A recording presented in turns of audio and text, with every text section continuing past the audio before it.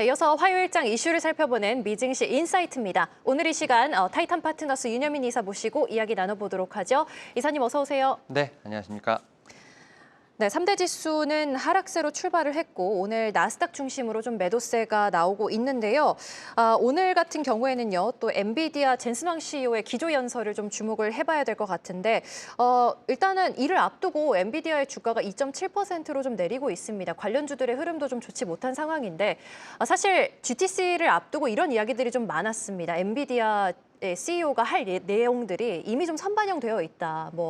블랙엘 아키텍처라든지 루빈에 대해서 이미 아는 내용 아니냐. 이런 이야기도 많이 있었거든요. 어떻게 보시나요? 일단 좀 뚜껑을 열어봐야 되지 않을까라는 좀 생각은 하고 있습니다. 특히 이제 말씀하셨던 것처럼 지금 아키텍처와 관련된 부분들, 여기에 또 블랙엘, 또 루빈과 관련된 얘기들이 좀 어느 정도 시장에서 공개된 부분이 있겠습니다만, 제가 볼 때는 젠슨 황 CEO 같은 경우는 상당히 좀 영향력이 있는 인물이기 때문에 아마 제가 볼 때는 시장에서 기다리는 것 이외에 어떤 또 다른 얘기를 할 수 있지 않을까라는 좀 생각을 하고 있고, 다만 시장에서는 최근에 보게 된다고 하면 오히려 어떤 펀디멘털에 관련된 부분에서 조금은 좀 민감하게 반응하지 않나라고 좀 생각을 합니다. 어쨌든 미국 시장 자체가 좀 투심이 좀 좋지 않은 상황에서 사실 어떤 좋은 얘기가 나온다 하더라도 그렇게 주가에 좀 반영되지 않은 상황이기 때문에 오히려 지금 상황에서는 좀 시장에 대한 선반영으로 좀 생각을 하면서 주가가 조금은 좀 변동성이 나오지 않나라고 좀 생각을 하고 있고요. 다만 엔비디아 같은 경우 이런 GTC를 통해서 주가의 어떤 반등을 좀 기대한다기보다는 오히려 지금 이런 여러 가지 좀 얘기들을 통해서 좀 정리할 수 있는, 이에 따라서 향후의 모멘텀을 좀 모색할 수 있는 좀 계기로 좀 삼아야 되지 않을까라는 좀 생각을 하면서 엔비디아 같은 경우도 이번 좀 컨퍼런스 통해서 주가의 어떤 반등에 대한 부분은 분명히 좀 모색할 수 있지 않을까라는 좀 생각은 하고 있습니다. 네, 잘 들어봤고요. 자, 그렇다면 이어서 오늘 이사님과 함께 나눠볼 이슈로 넘어가 보도록 하겠습니다. 이런 상황 속에서도 오르고 있는 반도체 기업이 있죠. 바로 인텔입니다. 인텔 오늘도 0.86% 상승세를 가져가고 있는데요. 새로운 CEO 이 립부탄 임명이 좀 긍정적인 평가가 나오면서 주가 우상향을 이어가고 있는 상황입니다.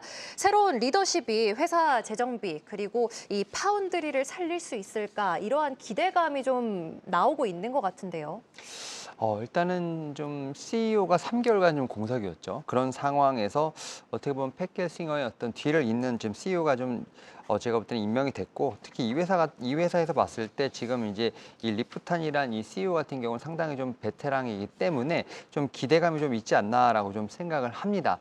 다만 이제 일단은 인텔 같은 경우는 좀 산적한 좀 난제들이 상당히 많은 상황이기 때문에 CEO가 임명됐다는 측면에서 봤을 때 주가에 좀 어느 정도 화답을 했습니다만, 좀 해결해야 할 난제들을 먼저 좀 체크해 볼 필요가 있지 않을까라는 좀 생각은 하고 있는데, 일단 인텔 같은 경우는 작년에 좀 순손실을 기록했습니다. 우리나라 돈으로 한 27조 이상의 좀 순손실을 기록하면서 1986년 이후 처음으로 좀 적자를 냈고, 이와 관련돼서 파운드리 쪽에 대한 위기감이 상당히 고조되고 있는 상황이기 때문에 제가 볼 때는 CEO의 어떤 첫 번째 임무는 제가 볼 때는 파운드리 쪽에 있지 않을까라는 좀 생각을 하고 있는데요.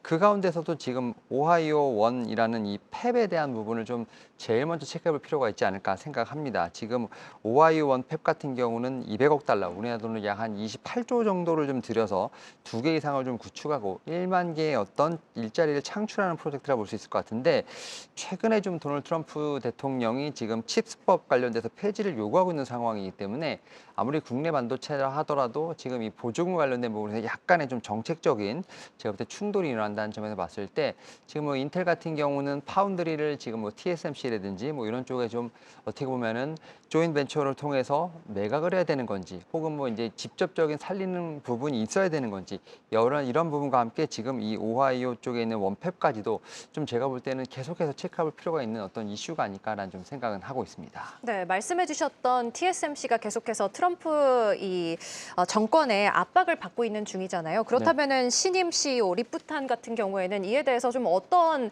반응을 좀 할까, 어떤 생각을 좀 가지고 있을까, 앞으로의 대응은 좀 어떨까, 이 부분도 좀 궁금한데 이사님의 생각은 좀 어떠신가요?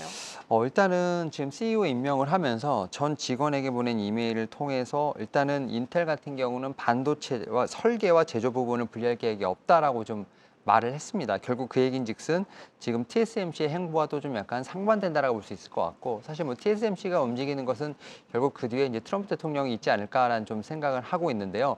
그런 측면에서 보게 된다고 하면 일단은 인텔 같은 경우는 자구책을 마련하지 않는다고 한다면 결국은 좀 트럼프 행정부라든지 TSMC와 관련돼서 제가 볼 때는 계속해서 어쨌든 좀 미팅을 진행할 수밖에 없는 상황이 아닐까라는 좀 생각은 하고 있는데요.